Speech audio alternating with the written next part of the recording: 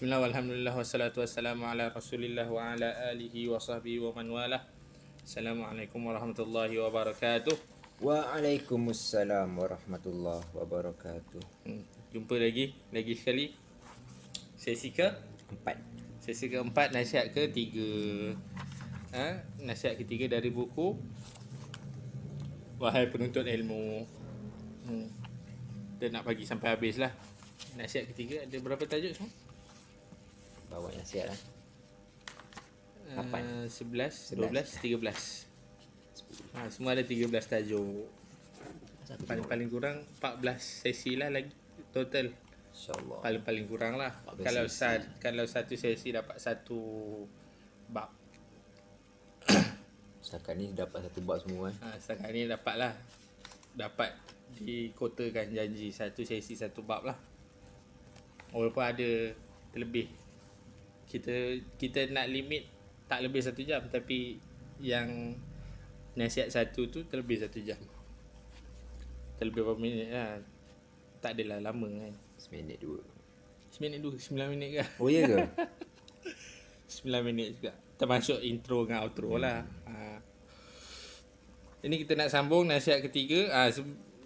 Sebelum tu jangan lupa like, share dengan subscribe. Kalau nak beli buku, nak baca sekali, baca ramai-ramai kan. Nak baca seorang tak boleh. Baca seorang sekarang ngantuk. Kan? Kita nak baca sama-sama, baca ramai-ramai. Dekat bawah link ada link untuk pembelian. Hari ini muka surat 26. Kata penulis nasihat ketiga, jangan berasa rendah semangat apabila belajar dalam negara. Realiti yang berlaku. Kata penulis, wahai penuntut ilmu, sudah menjadi dambaan dan cita-cita serta keinginan bagi setiap penuntut ilmu untuk pergi belajar di luar negara seperti di Makkah, Madinah, Jordan, Mesir dan sebagainya. Namun itulah kehidupan, bahawa tidak semua yang kita inginkan dapat kita penuhi, melainkan semuanya adalah atas kehendak Allah Subhanahu Wa Taala. Ini kira fokus dia nak menuntut ilmu agama lah kan? Kat sini menuntut ilmu agama lah. Kata penulis, apa yang kita ada itulah yang terbaik buat kita, kata Hamka. Apa yang kita ada itulah yang terbaik buat kita. Kiranya itulah yang Allah dah tetapkan lah kan. Redha lah. And apa yang kita ada itulah yang terbaik buat kita. Kalau aku nak tambah pun, make the best of what you have kan. Apa yang kita ada tu kita buat yang terbaik, manfaatkan sebaik mungkin kan. Kalau dah belajar dalam negara, kalau dah cuma dapat belajar dalam negara je, rajinkanlah pergi daurah-daurah ke, tambahan-tambahan, pergi jumpa lecturer ke, untuk kelas-kelas tambahan ke. Betul. Ketika dapat belajar di dalam negara sahaja, maka janganlah berasa lemah dan berasa kerdil, kerana belajar di dalam negara mempunyai banyak manfaat. Antaranya ialah belajar dalam negara dapat dekat dengan keluarga, kewangan pun lebih mudah dan sebagainya. Namun tak dinafikan, belajar dalam negara ada kelebihan lain. Para penuntut ilmu juga hendaklah mencabar diri. Jangan anggap orang yang belajar dalam negara ini sebagai pelajar kelas kedua, lalu kita menganggap orang yang belajar di luar negara itu semuanya hebat. Yalah, sebab ilmu sama. Kan? Contoh belajar hadis dalam negara dengan belajar hadis luar negara, samalah, itulah juga Ilmu yang sama lah kan. Dapatnya daripada ilmu luar negara tu juga kan. Dapatnya itu juga. Definisi hadis tu tetap apa yang disandarkan pada Nabi dari segi perkataan, perbuatan, takrir, akhlak dengan sifat. Tetap sama dalam negara ke luar negara ke, itulah definisi hadis yang kita pakai. Apa yang beza cuma status. Nak ada orang Azhari, Madani kan, Maki. Itu je pun orang bagi. Kan? Gelaran-gelaran ni bukan gelaran-gelaran ni orang bagi. Kan? Bukan menunjukkan kebenaran. Kadang orang panggil kita ustaz. Kita bukan ustaz pun. Kan? Aku pernah bawa motor pergi pasar. Lepas tu bawa buku, bawa kitab. Kita apa? Darul Surah, bukan? Bukan. Mabahith. Oh. Mabahith Ulumul Quran kan. Lepas tu kita masih belajar dengan Ustaz Zul. Oh. Kat surau lama tu kan.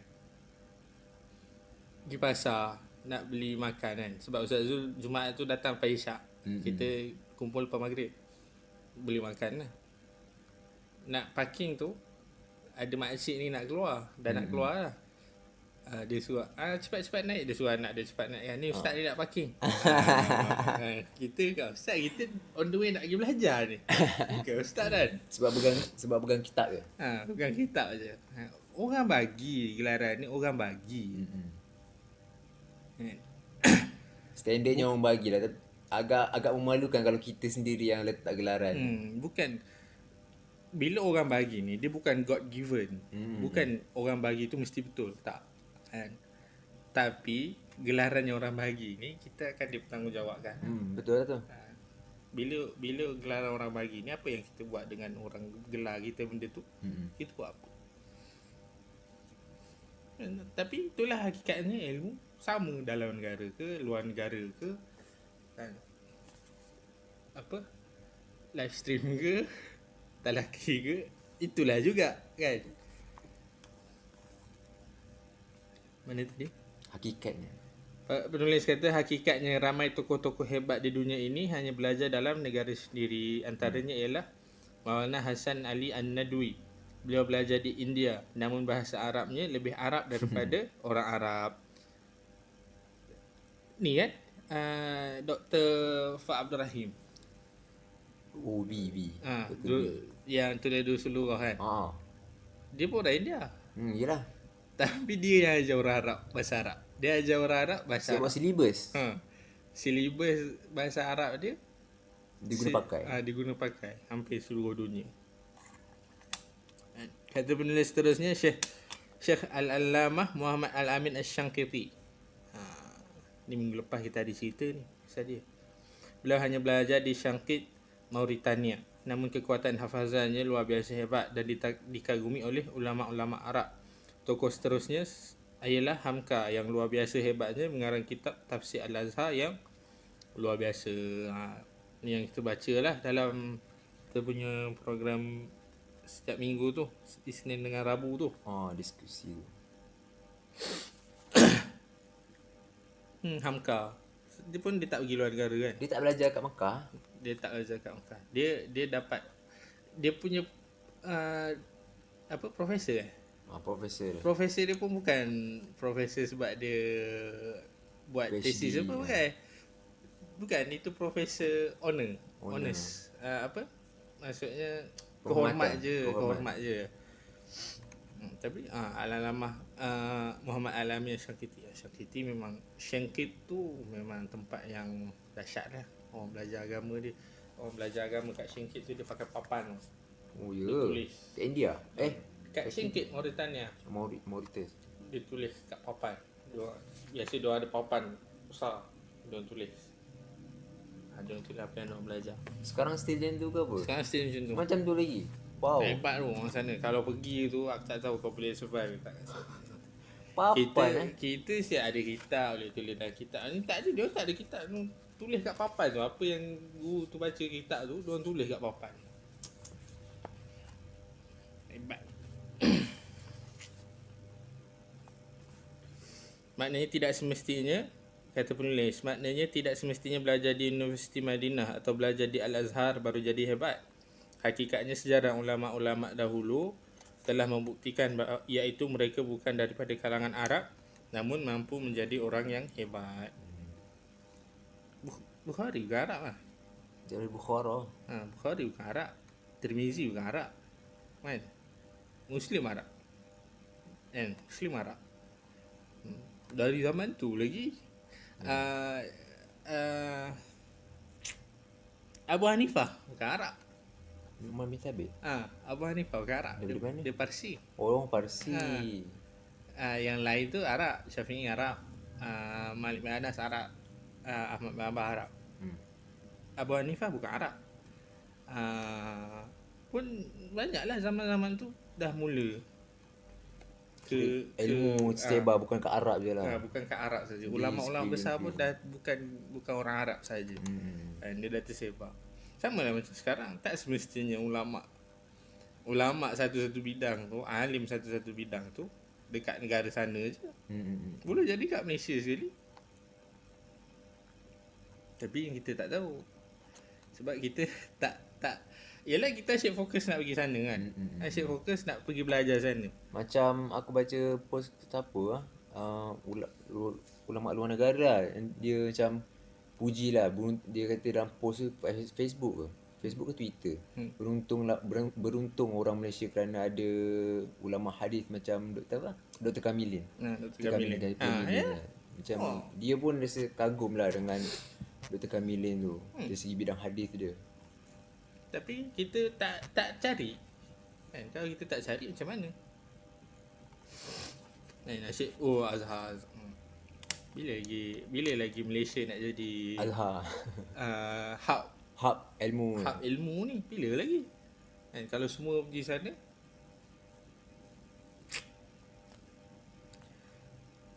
Kata penulis di sini, dapat juga kita fahami bahawa kejayaan seseorang itu juga bergantung pada niat dan usaha yang dimiliki. Walaupun belajar di tempat yang terkenal seperti Universiti Madinah atau di Al-Azhar, namun jika niat belajar salah dan usaha tiada, maka tetap juga menjadi pelajar yang gagal walaupun berada pada tempat yang terkenal. Ya betul lah tu. Walaupun yelah, mana-mana pun niat lah. Kalau sikap kita tak ada ilmu tu salah, sama je tak dapat. Mana-mana tak pergi pun. Harvard sekalipun, Oxford sekalipun. Macam yang sesi sebelum ni kan. Jangan bermewah-mewah tu kan. Kita pergi belajar luar negara, lepas tu Pergi travel. Waktu cuti pergi travel lah semata yang tu kan. Niat tu kena betul lah juga. Even kalau belajar luar negara pun, kalau niat salah pun tak ada guna. Sama belajar dalam negara. Kau belajar dalam negara pun bersungguh-sungguh cuti kan. je pergi Talaki kan. Pergi pondok kan. Mungkin lagi hebat lagi. Tak lagi hebat daripada orang belajar kat luar negara kan. Dia bukan tempat, dia kita punya sikap. Tempat tu memang ada nama, tapi sikap kita. Kata penulis, saya teringat pesanan seorang guru saya sewaktu saya menuntut ilmu di Indonesia. Katanya, wahai Sulaiman, sesungguhnya bumi Madinah yang berkah itu tidak dapat mensucikan orang yang berada di sana, melainkan orang tersebut berusaha sendiri. Bumi Madinah yang berkah, Mekah yang berkah tu pun Abu Jahal masih ada kan. Siapa lagi? Abu Jahal, Abu Lahab kan masih ada, walaupun Mekah tu Mekah yang dimuliakan, Al-Mukarramah kan. Ada Kaabah tapi kan. masih lagi orang tu sendiri. Tempat tu betul, tempat tu bagus, tapi orang tu sendiri juga mainkan peranan. Bukan orang tu sendiri juga yang mainkan peranan, orang tu sendiri yang tentukan dia dapat ke tak ilmu kat situ.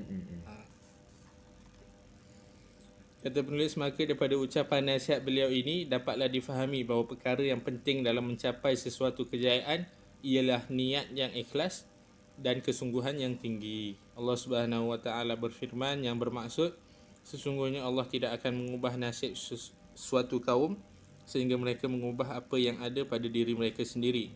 Surah Ar-Ra'd ayat 11. Oleh itu kita perlu mencabar diri kita, jangan berasa rendah diri dengan orang yang belajar di luar negara. Kita juga hendaklah bercita-cita tinggi, jangan rendah semangat. Buktikan bahawa kita boleh jadi pandai dan hebat walaupun kita belajar dalam negara, dan kita boleh jadi lebih pandai daripada orang yang belajar di luar negara. Macam yang kau cerita tadi sebelum sesi ni kan.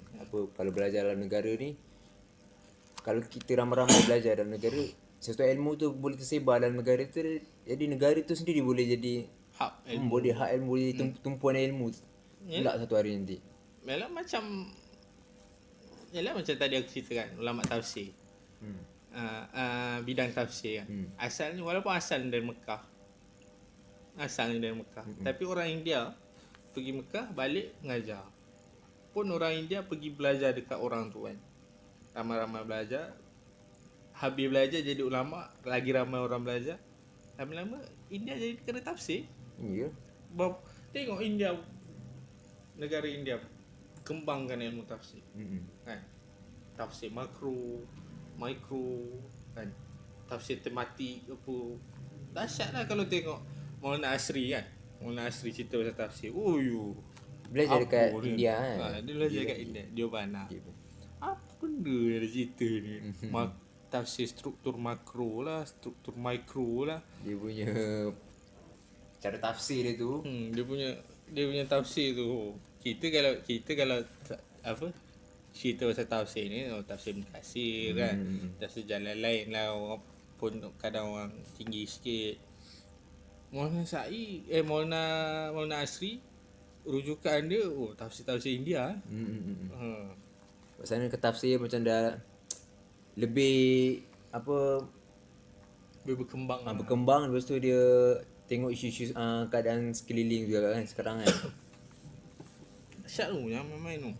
Cakap Malaysia pun boleh macam aku cerita tadi kan.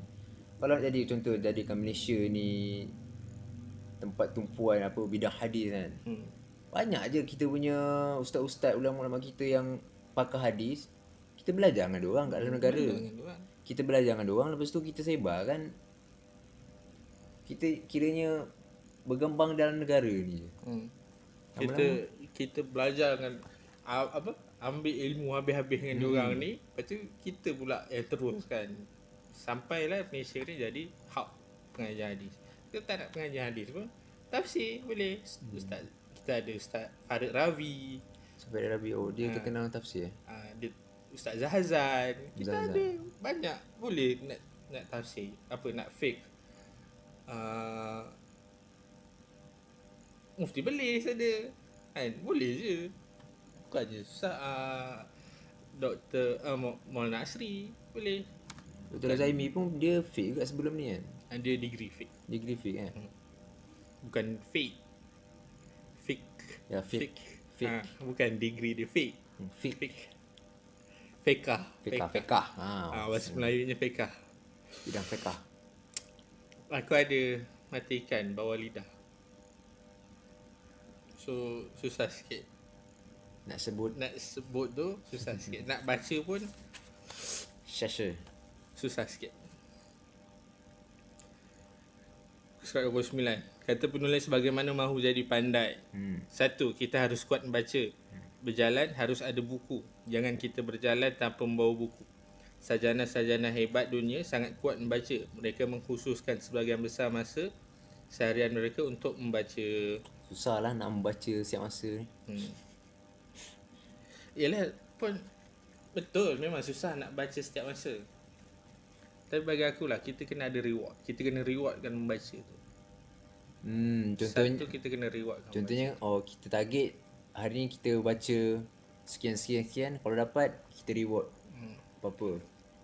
Makan. Buatlah macam tak semestinya makan pun. Yalah kalau orang suka makan lah. Dalam kita buat jadual, satu kesalahan orang kita buat jadual.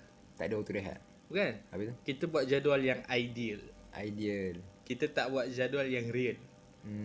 Kita buat jadual yang ideal. Waktu ni kita mesti buat ni. Bukan kita akan buat ni. Kita mesti buat ni. Sebab tu orang buat jadual ni, orang yang buat jadual ideal tu, dia takkan ikut dengan jadual tu. Dia akan terlepas jadual tu. Aku dengar orang putih lah, Jordan Peterson. Dia ni bagi aku agak berguna lah dalam dia punya pendapat dia agak berguna untuk kita bukan jadi Muslim yang baik, kita jadi manusia yang efektif, yang produktif. Dia kata kita buat jadual ni, kita kena kenal diri kita dulu untuk kita buat jadual. Contoh kalau kita kata kita nak membaca sejam satu hari membaca, rewardkan kita dengan 2 jam main game. Kita bukanlah membaca 6 jam baca kan, lepas tu tak buat benda lain. Itu kita lebih kenal diri itu kita. Ideal lah. Itu ideal Ideal lah macam tu lah kan. Tapi realnya kita kita kena kenal macam mana. Kita lebih kenal apa yang kita suka kan. Jangan buat jadual idea. Kita jadual yang kita boleh follow. Bukan jadual yang bukan benda yang patut kita buat, yang kita boleh buat. Ibn Rushd, pengarang kitab Bidayatul Mujtahid. Bidayatul Mujtahid ni kalau orang belajar fiqh perbandingan kenal lah. Boleh dikatakan bahawa semenjak beliau balik tidak pernah memiliki waktu cuti untuk belajar kecuali pada 2 malam saja, iaitu ketika ayahnya meninggal dan ketika malam pertama malam pertama kahwin lah. Kan ayahnya meninggal ni. Tapi pun ada satu cerita tu, mak dia meninggal, dia pergi belajar hari mak dia meninggal. Siapa ini? Ibn Rushd? Bukan Ibn Rushd, aku lupa dah. Tapi dia pergi belajar masa mak dia meninggal. Sebab ulama yang dia nak pergi belajar tu datang masa tu je. Kalau tak pergi dah, dia kena pergi juga. Tapi terror lah kan. Pun susah. Tak boleh kita nak. Easy said than done. Yelah. Kita tak ada nak kata Setinya ada mat. Sebab aduh macam mana? Pun kita tak ada kata mesti belajar macam Ibn Rushd. Tak ada. Kita tak ada situ. Kita let's be real here lah. Malah kau contoh kisah tadi kan, mak dia tu bukan main apa, pahala dia tu kira mengalir kat mak dia. Sebab walaupun apa nampak macam tak hormat kan dengan mak, padahal dia pergi belajar kot. Berapa banyak pula mak dia punya punya bahagian boleh dapat pahala kan. Tapi itulah, let's be real lah. Kita bukan nak suruh jadi macam Ibn Rushd. Kita bukan nak suruh jadi macam ulama-ulama dulu. Ini just pengajaran lah. Apa Hamka kata tadi apa? Apa yang kita ada, itulah yang terbaik kita buat. Yang kita ada ni kita buat yang terbaik. Apa yang kita ada ni kita buat yang terbaik. Baca. Macam aku cakap tadi, baca lah. Aku setuju. Baca je.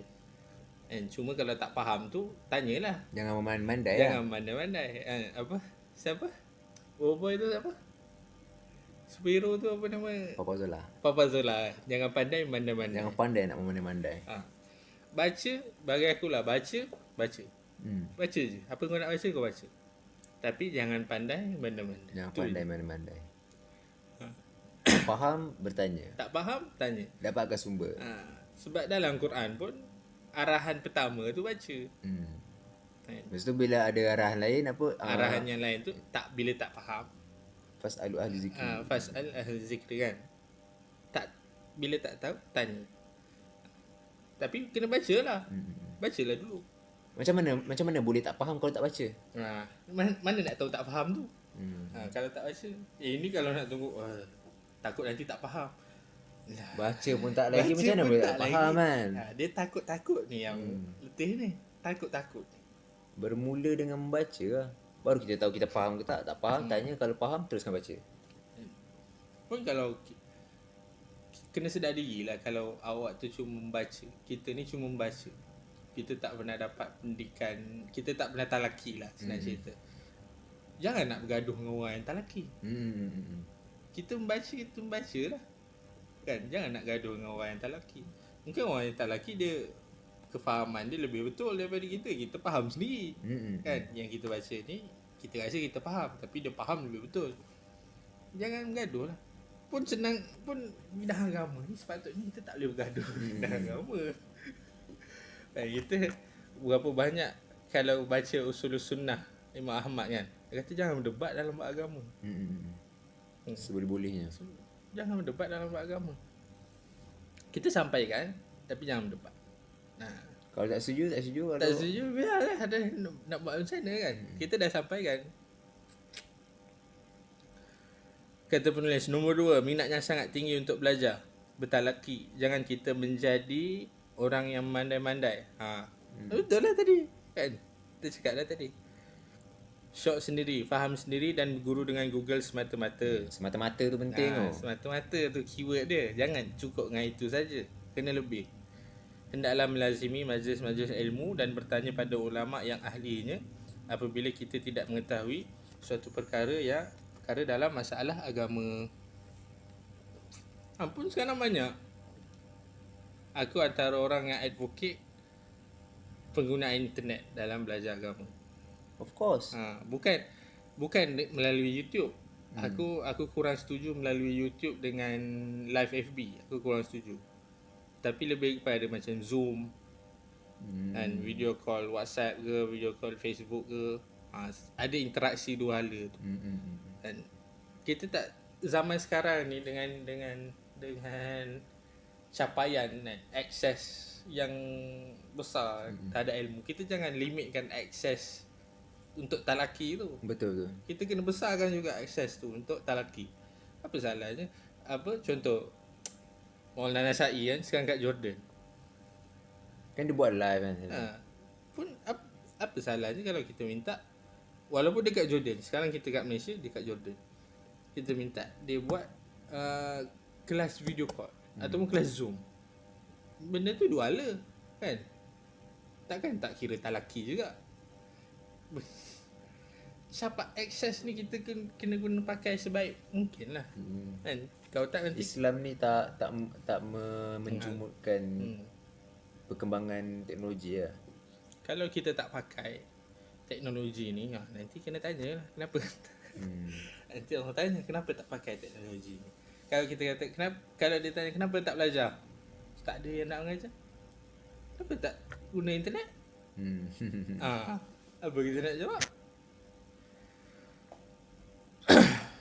Kata penulis nombor 3, kita harus banyak diskusi, bermuzakarah. Orang-orang hebat zaman dahulu, mereka sentiasa bermuzakarah.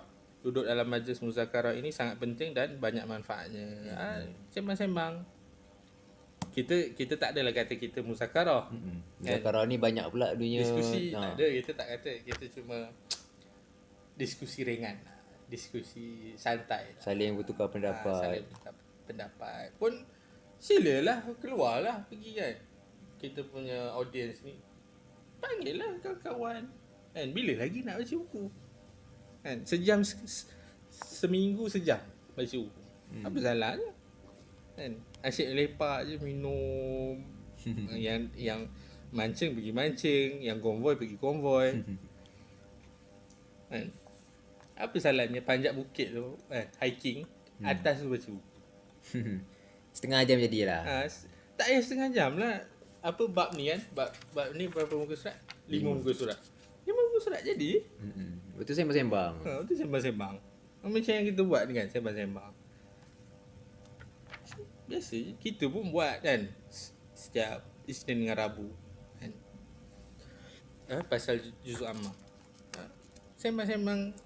Tak boleh berat-berat. Ringan-ringan sudahlah. Kita buat yang terbaik yang kita boleh. Tak kemampuan kita itu je. Itu je. Juz ammah sembang-sembang macam tu. Tak adalah kita nak masuk tafsir besar-besar kan.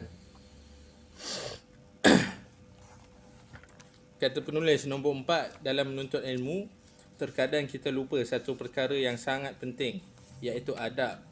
Jarang kita belajar tentang adab. Para imam-imam terdahulu mengarang banyak kitab tentang adab menuntut ilmu. Adab ini sangat penting. Adab ini juga banyak. Antaranya adab dengan Al-Quran, adab dengan buku, adab dengan guru, adab dengan kawan, adab dengan orang tua dan sebagainya. Dalam Hilyah kan? Hilyah Talibul Ilm. Hilyah Talibul Ilm. Dekat dia punya mukadimah tu ada satu part, dia punya footnote tu, sepanjang-panjang footnote tu nama kitab. Nama kitab adab penuntut ilmu. Macam-macam lah. Adabus syar'iyyahnya,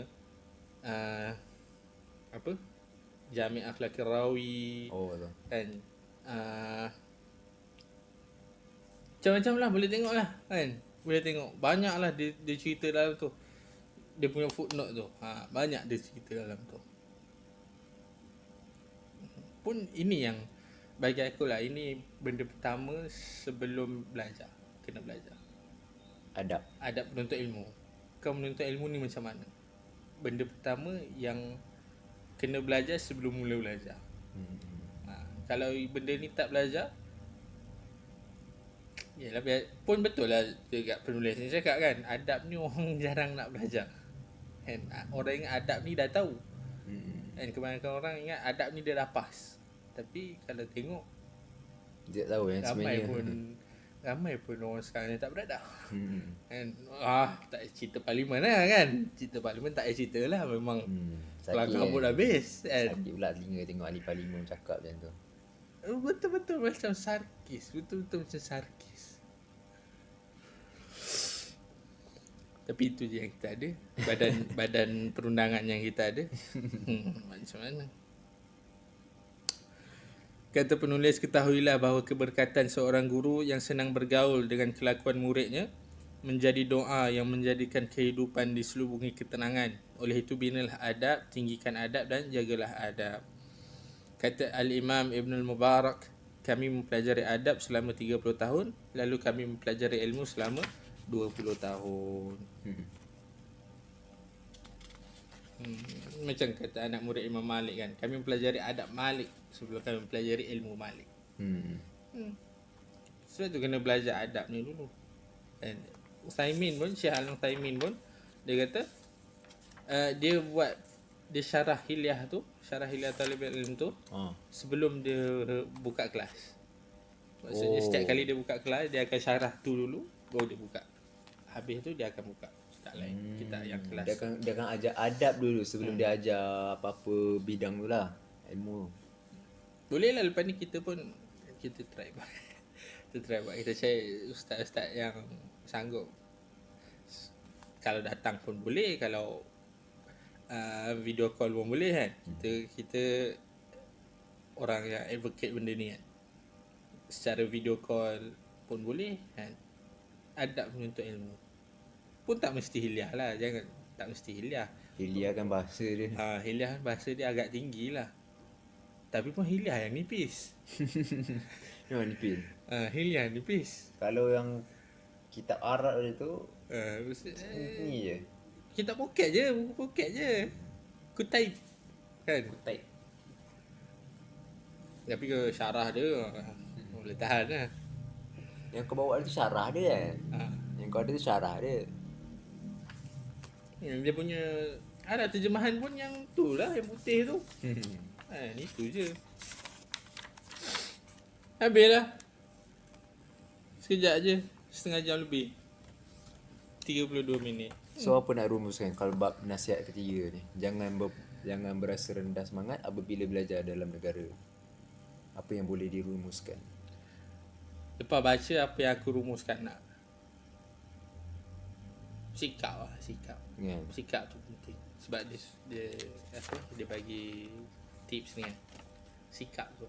Tak adalah kita nak menafikan belajar luar negara tu tak ada manfaat. Memang ada manfaat. Ada segi, contohnya ada segi dengan siapa kita boleh belajar kan. Dengan mungkin dengan guru yang lebih pengalaman lebih kan. pakar. Lepas tu dengan pengalaman yang luas lah kita dapat berinteraksi dengan orang luar, bukan dengan luar negara. Itu memang manfaat dia. Tapi kalau contoh kalau kita dari segi kita sendiri tak dapat belajar luar negara, jangan nak rasa kita ni orang bawahan, macam kelas bawahan lah, ataupun kita ni tak layak lah nak berinteraksi, nak bercakap dengan orang yang belajar luar negara. Tak boleh kan tu. Lepas tu orang dari segi orang lain pula jangan memandang rendah orang yang belajar dalam negara berbanding orang yang luar negara. Sebab ilmu ni macam kata tadi, ilmu ni kat mana-mana benda yang sama, yang beza macam mana kita berinteraksi dengan ilmu tu. Betul? Ada ilmu tapi tak amal pun tak ada guna. Ada ilmu tak kongsi pun tak ada guna. Tak berkembang ke ilmu tu. Betul. Kalau belajar mana-mana pun malas pun tak guna. Belajar dekat Madinah tapi banyak mengulur. Banyak mengulur. Tapi Madinah tak sikit. Ketat lah. Aku ketat. tak tahu. Dia kena kehadiran kena syak. Macam Dr. Kamil yang cerita, ada satu hari je dia cuti. Satu hari je dia cuti sebab dia nak tengok orang kena kisos. Satu hari tu je dia cuti. Dia accident pun, dia patah tangan tak boleh tulis. Datang kelas ke? Datang kelas ke. Lecturer dia tak bagi cuti. Wish. Tak heran lah PhD dia tak ada kesalahan lah. Tak heran lah. Berapa? Sebelum lupa dah aku. Apa? Berapa muka surat? Tak ingat lah. Tapi tak ada kesalahan lah. Tak ada. Macam mana PhD tak ada kesalahan? Itulah. Pergi lah belajar dengan dia. Dia kan buka tahfiz . Entahlah anak-anak. Anak-anak pula. Kita lah pergi. Kenapa nak hantar Alah, anak pula? InsyaAllah kalau dapat lah. Kalau dapat. Waktu aku belajar kat USIM pun aku rasa memang tak pernah langsung nampak muka dia. Dia pun mau masuk masa korang belajar Tapi dulu. aku dah ada, kiranya waktu dia masuk aku mesti ada Yelah, dia baru-baru lagi masuk masa tu. setahun lah. Hmm. Waktu aku masuk dah setahun lah. Yelah, dia Tak, bukan, maksud aku sebelum aku grade tu pun dia dah setahun dah, setahun lebih lah. Yalah, pun aku rasa dia tak ajar lah korang yang dah final year ni. Memang tak ada lah. Kan? Tak Dia ada. tak ajar Maksudnya lah korang even final aku year. pun tak pernah pergi kalau dia macam dia buat kuliah ke, tak pernah pula dapat pergi. Itulah. Walaupun dalam Malaysia pergi je kan. Bukan tak ada. Kadang lecturer luar negara, lecturer foreigner kan. Pergilah. Minta dia buat kelas. Ada je. salah Kalau macam contoh kat USIM tu memang banyak. Takkanlah dia tak pakar kot nak mengajar agama. Habis dia Usim- datang sini mengajar agama. USIM pun rajin buat talaki Kan? kita. Pergilah. Kat fakulti. Salah je pergi. Macam nak promosi USIM dia ni. Macam nak proses. Kita nak promosi. Belajar. Kita nak upkan sikit universiti dalam negara ni. Pun tak mesti belajar universiti. Kadang orang belajar informal pun bagus lagi esanya kan. Macam mana? Pergilah belajar. Ulama-ulama dalam Malaysia ni banyak lah. Banyak jugalah yang hebat-hebat kan. Dalam bidang-bidang dia tentu. Dalam bidang-bidang dia orang sini banyak jugalah yang hebat. Tinggal kita nak cari je sebenarnya. Jangan malas lah, jangan malas. Kalau kita malas macam mana pun. Kalau kita kat sini pun malas, pergi sana pun sama je. Tak pergi juga. Lepas itulah habis lah nasihat ketiga. Minggu depan sama nasihat keempat. Bersungguh-sungguh dalam menuntut ilmu. Sungguh-sungguh. Jangan malas. Jangan malas lah, sungguh-sungguh. Jangan malas. Jangan Bersungguh-sungguh lah. Jangan buka tak nampak. Dah lah. Kan? Macam ada orang aku tengok meme dekat internet lah. Nak study, buka laptop. Laptop lambat start lah. Kan? Nak buat macam mana? Dia tutup kan. Sungguh-sungguh tu sungguh-sungguh betul lah. Tak bersungguh-sungguh lah tu maknanya tu. Yelah dia kata dia dah sungguh-sungguh. Laptop yang tak nak on. Dia tekan tu lama, dah nyala dah. Dah keluar Acer tu, dia tutup. Lambat dia kata. Tak boleh lah macam tu. Aduh. Minggu depan nasihat keempat, bersungguh-sungguh dalam menuntut ilmu. Apa lagi? Macam biasalah. Share and Share and subscribe ke like, comment and subscribe? Empat sekali.